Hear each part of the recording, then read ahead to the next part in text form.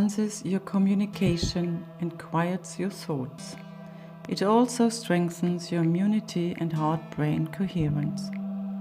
Hold the mudra with one hand or with both hands. Remain in this hand position while enjoying the video. Gently bring your ring finger and thumb together. Here's my definition of intention. Getting clear on what you want. That's it. So now, sounds really easy, like to get clear on what you want. The problem is that when the analytical mind gets overdriven by the hormones of stress, we start thinking, I want this, but then I need it on this condition, so it can't affect this person, and I don't want to lose that. And if this occurs, then this is going to occur for this, and this is... That's not intention. That's trying to control everything in your life. Sounds like. Well, what you're trying to do is say, I want this specific thing, but I'm not willing to lose any of these things or affect any of these people. It's got to land right here. The universe doesn't work like that. Intention is, you may say, I want a healing. I want a new job. I want a new relationship. Now, the moment you ask the question, the what if question, what would it be like to be in love? What would it be like to have a new job? What would it be like to be in a new relationship, to do whatever, to be healed? The moment you ask that question, the part of your brain called the frontal lobe, which is the crowning achievement of the human being, 40% of your brain is the frontal lobe. It's the workshop. It's the creative center. The frontal lobe has connections to all other parts of your brain. The moment you ask an open-ended question, you speculate a possibility. The creative center turns on and it looks out over the landscape of the entire brain and begins to call up different networks of neurons that are stored in your brain based on something you've learned intellectually, knowledge, or something you've experienced in your life. Like, well, I know what it is to be in love, or I know what it is to have a good job, or I read a book about it. And it begins to call up these different networks of neurons, and then it seamlessly pieces them together to create a new idea, a new vision.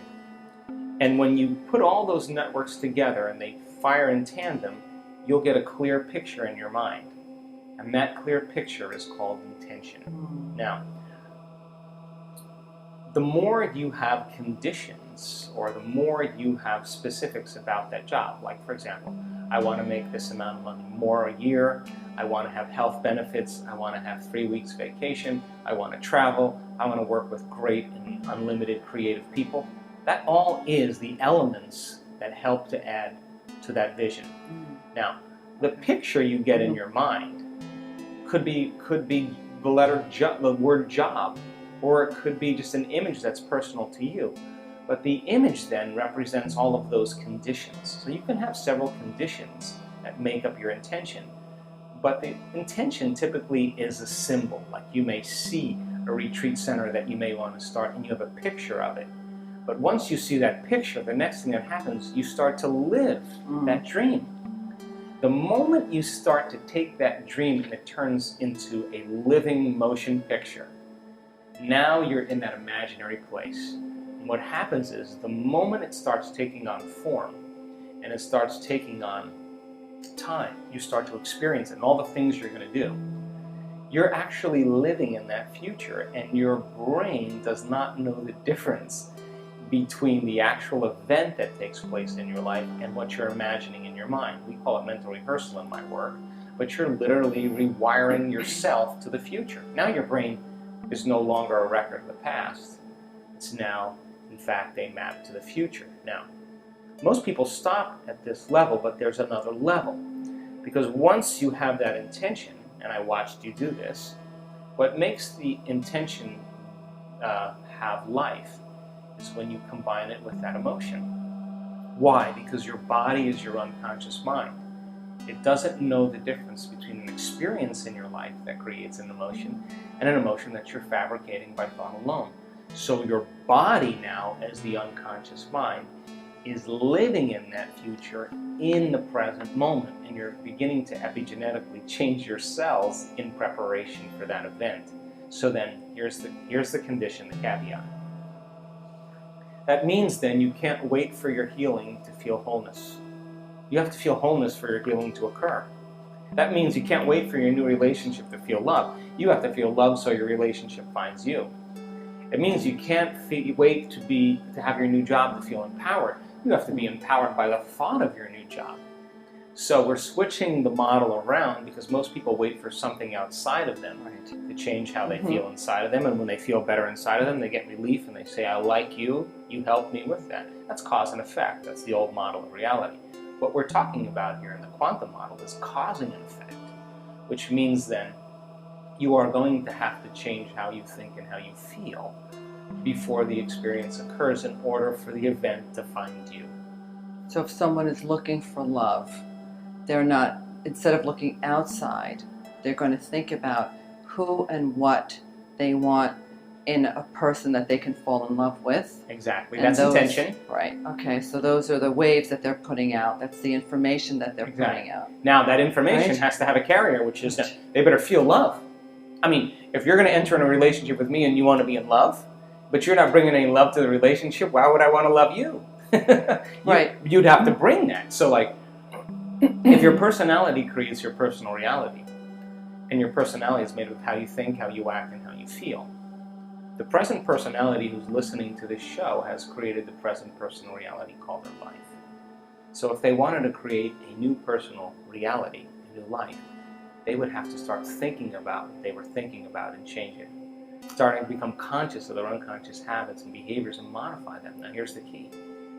They have to look at the emotions that they've memorized that keep them anchored to the past and decide if those emotions belong in their future. So most people try to create a new personal reality as the same personality. It doesn't work. In other words, a wealthy person doesn't feel lack. You can't bring lack into your future. You know, a sick person doesn't feel desperation. They feel wholeness. And so then, by re-identifying with the future, and then instead of your past, present reality, is a very, very easy conversation to have. But actually doing it requires a tremendous amount of awareness. That awareness means then that you have to stay conscious and pay attention to who you're being all the time. And you can't let any thought slip by your awareness that's going to cause you to return back to the old self. You can't begin to react emotionally to people and things in your life that cause you to feel like the old self.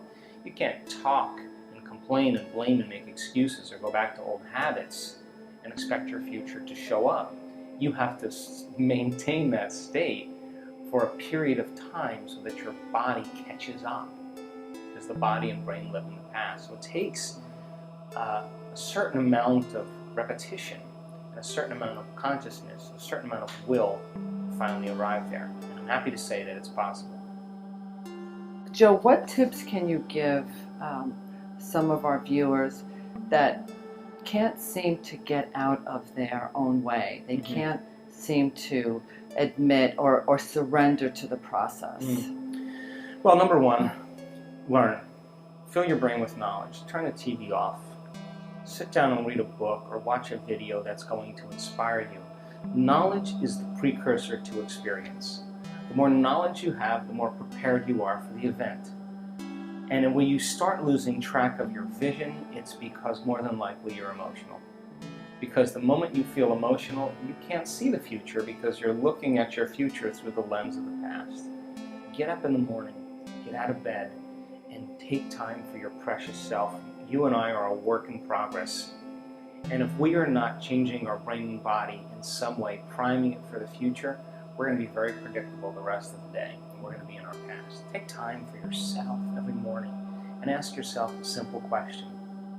One day, one lifetime, what is the greatest expression of myself I can be today? How would a great person think? How would they act? How would they feel? Can I teach my body emotionally how that future person is going to feel now? And make the deal with yourself that you're not going to get up from your meditation until you feel differently.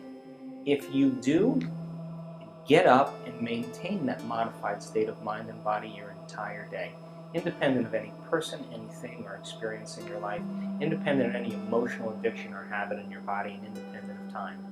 And if you can, get ready, because something unusual is going to happen in your life. That's the law. And so when synchronicities and serendipities and coincidences begin to happen in your life, unexpected events like balloons showing up in windows, to remind you that the divine is present, that's an indicator that you are literally now in a dance in this world between your free-willed consciousness and this consciousness that's controlling all of this. And when your consciousness every day merges with that consciousness, why not be bold enough to say to the Creator, hey, Creator, I took time out of my busy day to emulate you. I'm the son and daughter of God. I am emulating you as a creator. But here's the deal. I need a sign from you to let me know that you're real. But don't bring it in a way that I can expect, because if it comes in a way that I expect, it's nothing new. Rock my world. Drop a little crumb from the table and let me know that you're present so that I'm inspired to keep creating. Let's see a red balloon fly by the window. That's exactly what I said, yeah. That's the point. So then, when that starts happening to you on a regular basis, you're less prone to judge your coworker. You're less prone to get upset in traffic. You'll be the person going, because and when the mystical starts downloading data into your brain and you start having really profound experiences, there's only one thing you want to do, and that is to give. You cannot not give in that place. And you can never return back to business as usual, ever again. And so, is it worth the effort? I think so. I think so too. Definitely do. That's why I'm here. So the past couple of years, you've been researching the effects of meditation on participants in the workshops using the brain mapping.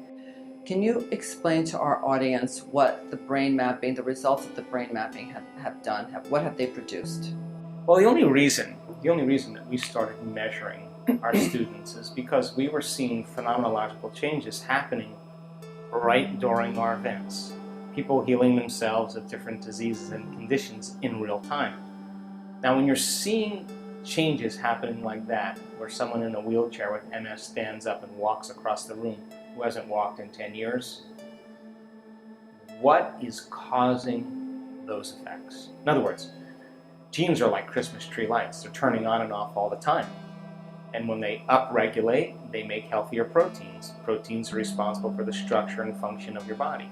When they downregulate, they turn off and they make cheaper proteins, right?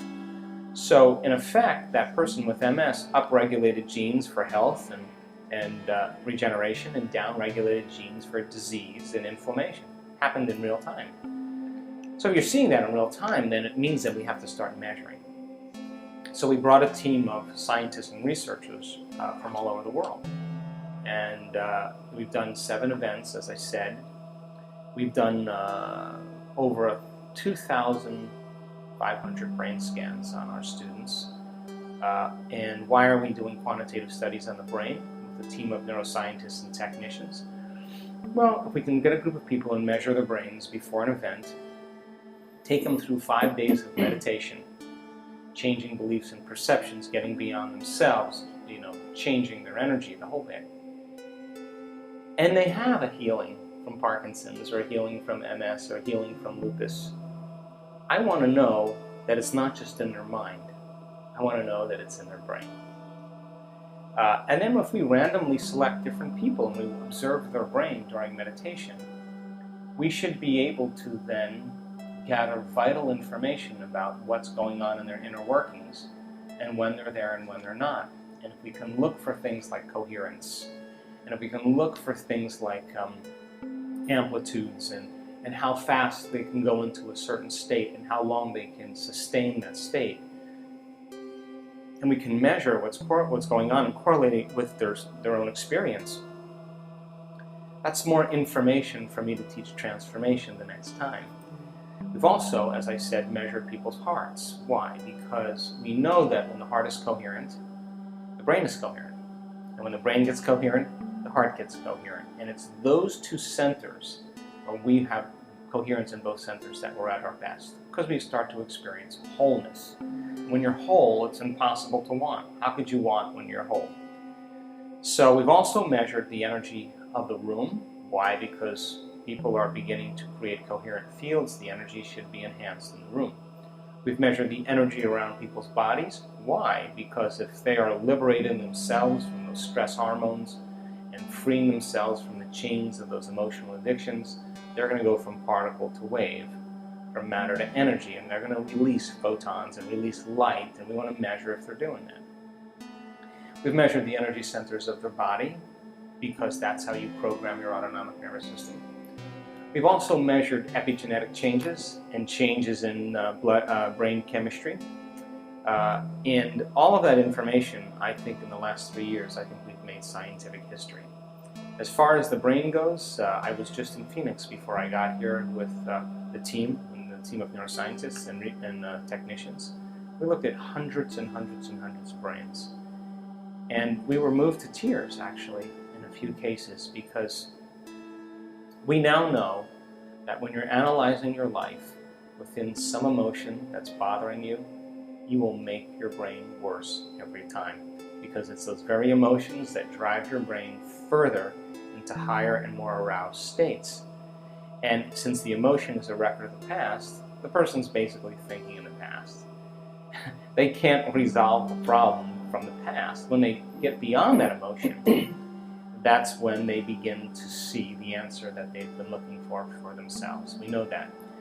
We also know that when people are living with their attention on things and objects and people, and they're living by the hormones of stress, and they're obsessing about time and obsessing about their bodies, that they have very little effects or changes in their brain.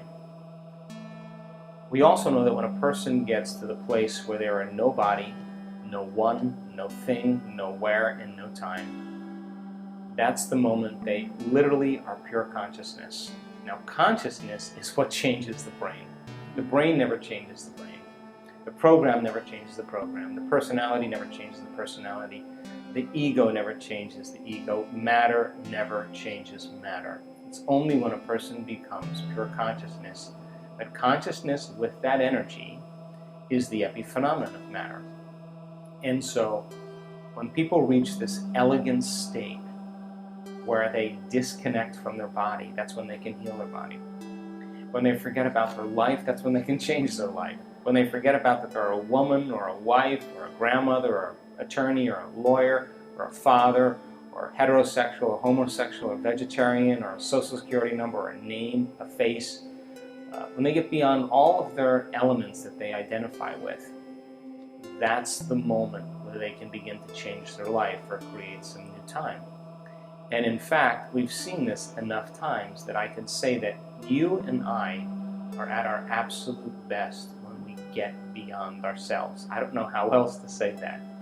So, in the last 2 years, we've seen our students able to change their brainwaves and move into a meditative state in 2 seconds, in 4 seconds, in 5 seconds, in 9 seconds, in 12 seconds, in 20 seconds, in 30 seconds.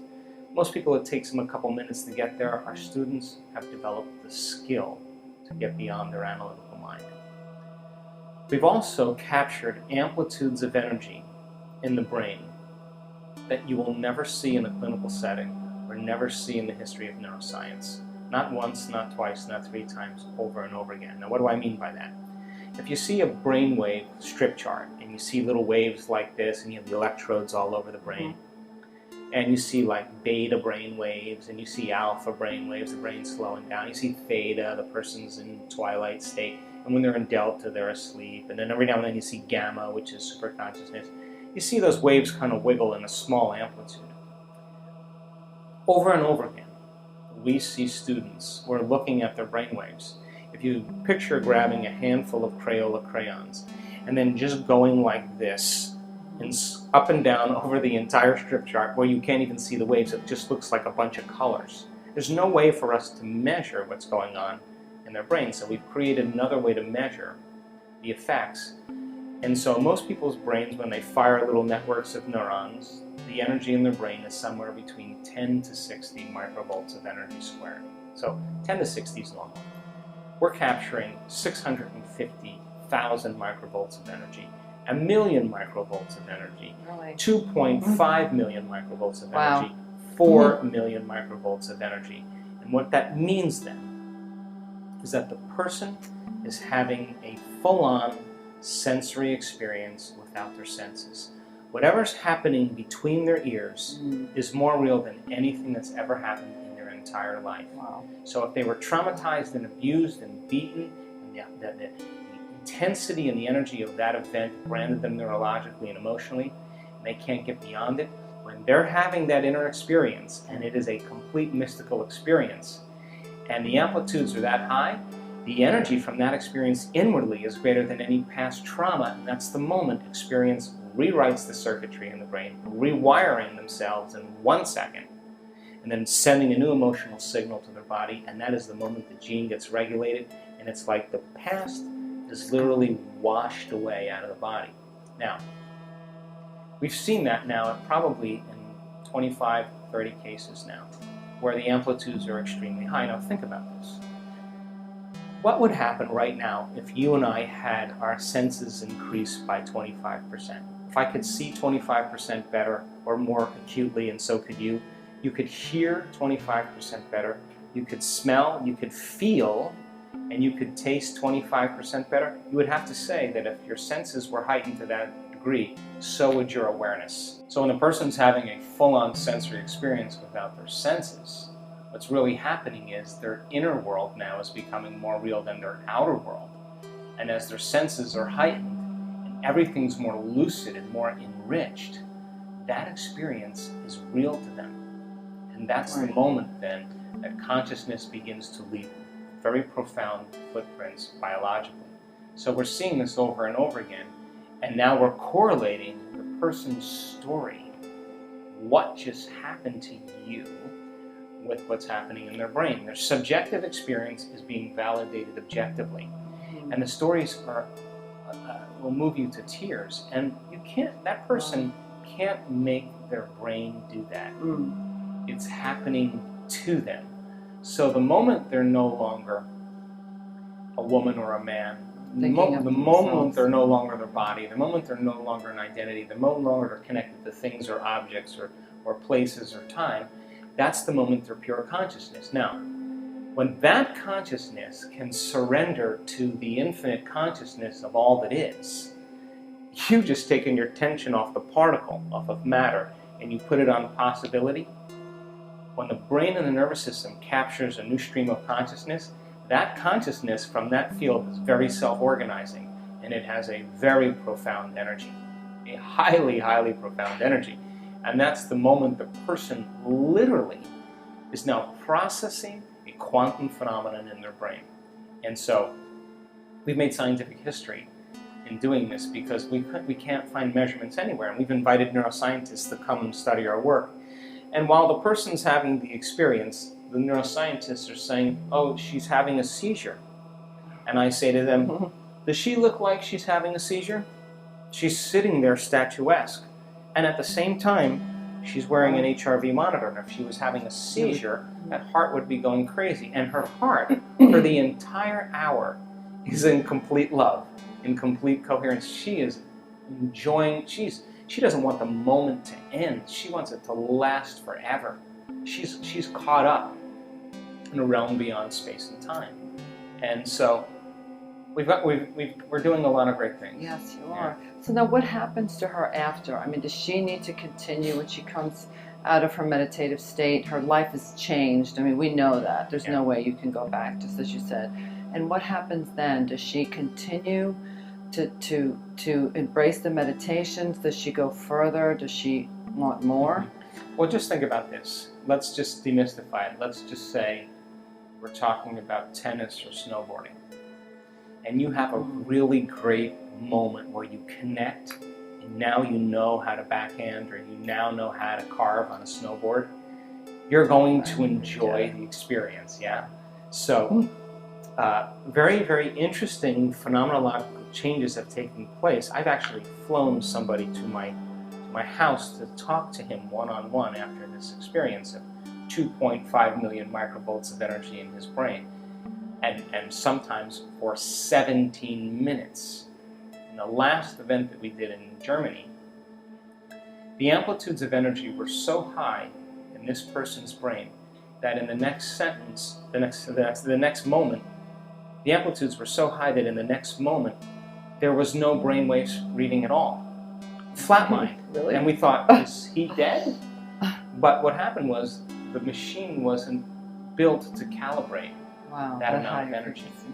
So we then it kind of picked up again, and then 10 minutes later, flat lines again after these high amplitudes. And we're sitting there with the hugest smile on our face because we were going, wow. So what's the relevance of that? Our spectrum of reality, perception-wise, is less than 1%. Now this is not spiritual mumbo jumbo. The light spectrum of all light, X-rays, gamma rays, infrared rays, ultraviolet rays, visible light rays. We're looking at the spectrum of ultraviolet. Look on a spectrum of physics, and you'll see a visible light spectrum this big, and then there's a huge spectrum.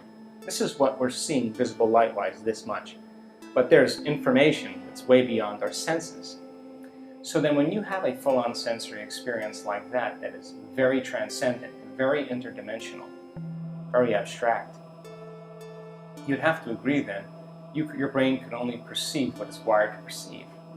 So now the person has a very transcendent experience, and their perception of reality, that spectrum, is broadened. Now they're seeing what other people don't see, because now it's wired in their brain and they can see it. So the stories that have taken place as a result of that, people have really had some pretty amazing moments in their waking day, because now their brain is wired to perceive reality differently. And they're rewired. Oh no, they're definitely rewired. Definitely rewired. In a matter of an instant. So like, here's a great example. So you come home and you see as a kid, you see your dog run over by a car, right? Traumatic event, yeah? The amplitude of that trauma brands circuits in your brain neurologically, and that's called a long-term memory, right? The emotion that you felt of grief and pain when you saw your puppy dead was enough for you to remember that experience and the emotion of how much you loved your dog. But when you have the divine move through you, and it's a profoundly mystical moment, and the amplitudes are thousands of times more than your experience of being run over, seeing your dog run over, you would have to admit then that you're going to be rewired. Those neurons are going to string into place in an instant, and they are going to be circuits then that begin to cause you to think neurologically within that new network of neurons and feel chemically within the new experience. And if how you think and how you feel creates a state of being, you just changed your state of being. Right. Yeah. Big time. Big time.